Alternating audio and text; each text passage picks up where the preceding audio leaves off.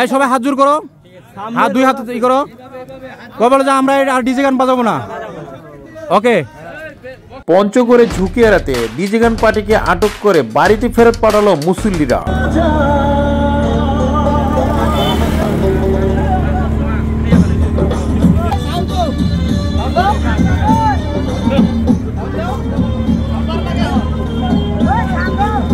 সরকারি ভাবে আদেশ আছে ডিজে গান করা যাবে না, তারপরে তোমরা ডিজে গান করতেছো কেন?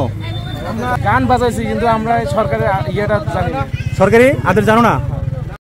এখন প্রথমত তোমরা একটা পিকআপে এতগুলো লোক উঠছো, যদি এখন এটা যদি পাল্টি খায়, যে মুড়ে পাল্টি খায়, তা ঝুঁকি কিনা বলো? ইসলামীর মাইন্ড এটা আমি আলাদাই বললাম। তো এই ঝুঁকি নিয়ে এতগুলো গাড়িতে উঠছো, ট্রাফিক সার্জন তো তোমাদেরকে এমনি অন্যায় হিসেবে ধরবে।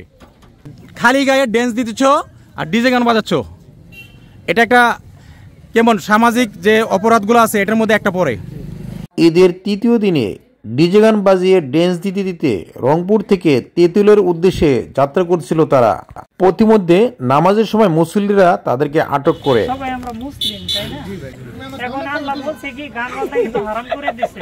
এখানে মহিলা আছে, এই মহিলাদের উদ্দেশ্য করে তোমাদেরকে ছেড়ে দেওয়া হলো, সাধারণ ক্ষমা করা হলো।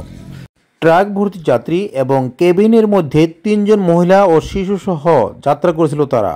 এই ঝুঁকি এড়াতে সাধারণ জনগণ তাদেরকে আটক করে নিজ নিজ গন্তব্যস্থানে প্রেরণ করে।